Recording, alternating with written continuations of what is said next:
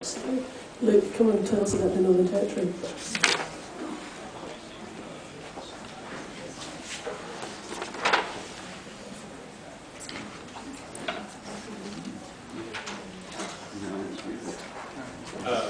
Thanks for that, Fiona, and yeah, Darran and I would like to pass on our condolences to Jim and Carolyn as well. So anyway, this is very, very last minute, as you know, and so I apologise.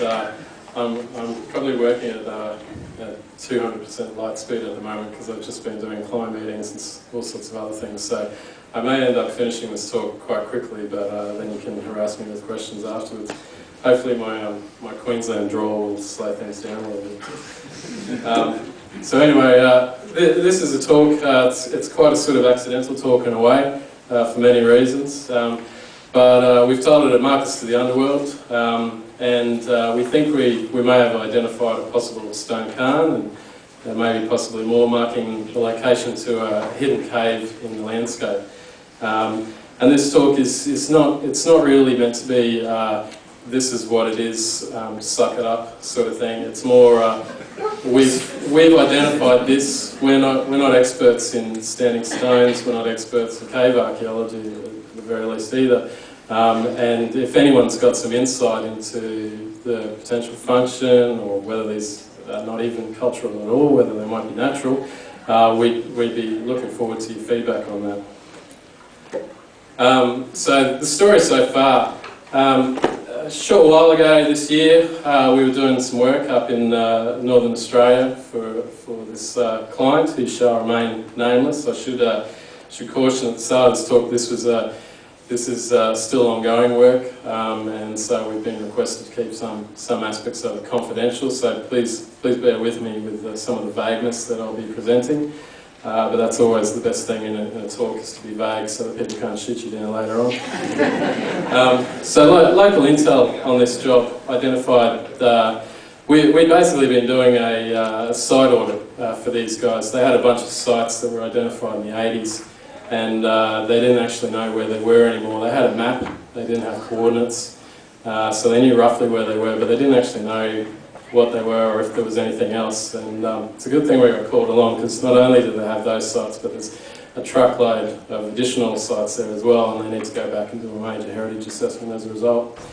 But as part of that, we were having a discussion with our client contact, and it just happened to mention sort of nonchalantly that he'd been down the south of the property a few years back, and he noticed there was a cave there, and there was some markings on some rocks and possible grinding dish, and even some possible stone cairns around as well. And we were like going, this is obviously on the last day of the field assessment while we were there. And going, well, why didn't you mention this to us earlier? This probably might actually be important. So anyway, he found it accidentally. They were doing feral pig management, and they tracked some pigs into this area of the landscape, which is known for a lot of limestone, and they looking along, they found this little cavity in the ground, and sure enough there was a whole family of feral pigs at the bottom of it. They ran out and scared these guys, but afterwards they had a further look for more pigs and found this interesting cave site. Cave's in a remote area of the property. It's very prone to sinkholes. So sinkholes are where, particularly in limestone environments, the ground basically collapses. Water is dissolving the limestone underneath the ground surface, and over time the roof of these caverns that are created by water movement collapse, and you get these giant holes in the ground. There's no other classic caves, as it were, within the property itself that are known. There's lots of sinkholes, but caves itself, this is the only one that's known to our client contact. But within the immediate vicinity, the general sort of regional area, there's a number of well-known caves, but obviously I can't tell you what those caves are or where they are, because then I'd give some important information away. The cave has a unique assemblage of in situ artefacts, and I'll explain that more later on, and possibly a stone cairn. We were able to identify at least one possible stone Cairn feature, as it were, and our client contact indicated that there may be two or possibly more around the cave entrance. So I can tell you what the site is, but then I have to tell you. It's roughly in this red box here. And, for those of you who work in the top end, you might be able to piece together the clues and work out roughly where I'm talking about. Yes. Yeah, I'll leave it at that. This is what the environment looks like. It's sort of a fairly typical sort of top end environment. Open eucalypt forest. This hasn't seen a burn off in a while, but the whole area regularly gets burn offs. This area in particular, which is close to where the cave is, has extremely long grass and makes identification of surface material extremely difficult, as I'll demonstrate later. The other main features of the environment I might go into is there's these quite distinct quartzite ridges that are dominant throughout parts of the property, but fairly typical to this area of Australia. The quartzite in particular is very good quality, and there's extensive evidence for it being used for quarries and for napping. And these ridgelines form basically, you have the sort of flat environment here, and you'll get these massive abutments of quartzite rock just in a very long series of parallel ridge lines, effectively. And there are obvious, definite centres of massive exploitation in the past. So here's an example of some of the quarried material from one of these quartzite ridge lines. As you can see, the ground is just absolutely covered in this stuff. Not all of these are utilised artefacts as such, but they're basically the rocks being reduced down systematically, and in a combination of both napping directly off the mother rock, or using a combination of fire and other treatments to get the rock to naturally break.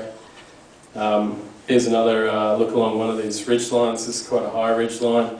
You can see it starts basically from where I'm standing and continues right down to the back of the cleared area off in the distance there. So these are quite extensive quarry sites. And these are sort of some of the examples of artefacts we're getting. Typical sort of Lillera sort of manufacture that's quite common to the area, and this seems to be the sort of target material that they're using for these types of things.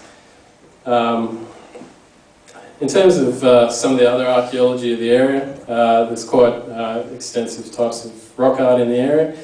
A lot of it's been documented, but there's still likely undiscovered stuff as well.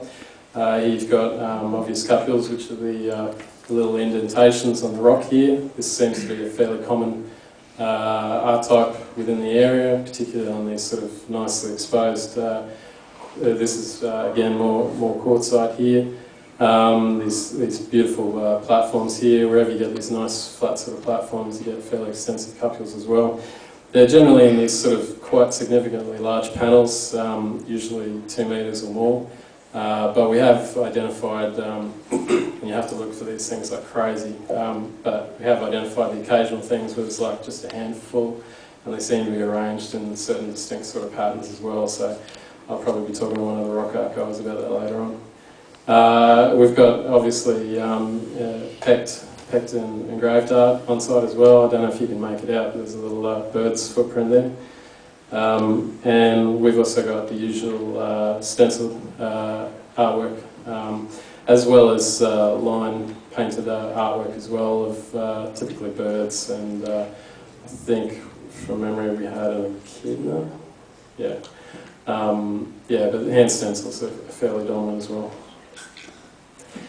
The other crazy part of this landscape, obviously, we've got the flat side and we've got the quartzite ridgelines, but competing with that is this area of quite distinct limestone. This is sort of fairly Lord of the Rings-ish sort of environment. You have these massive areas of massive limestone blocks that are just slowly weathering down. These form crazy sort of picnic and hanging rock sort of canyons that you can quite easily lose your your other field assistant who's out on the job with you, or where the truck is.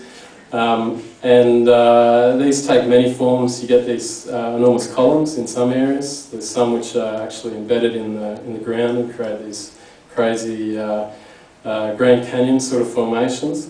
But the other thing they do, and do beautifully, is create sinkholes. And sinkholes are a fairly common thing across the landscape, in that they're actually, in this particular area of the limestone, they're actually quite an important component of your safety assessment, because these things just pop up anywhere and you've got to keep an eye out for them, because you can actually accidentally walk into them.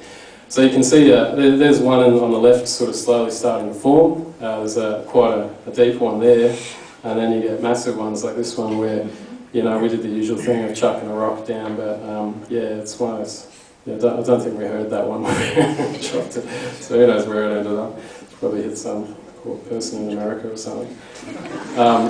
The way that you identify, so that you have those sort of modern sort of sinkholes which have happened in the just recent past, which are those examples, and then you've got the ones which have been around for a very long time. The way you identify those is the change in the vegetation. So again, if you remember, it's normally a flat environment, eucalypts everywhere. Where you get this sort of more sort of wet, sort of tropical, temperate rainforest sort of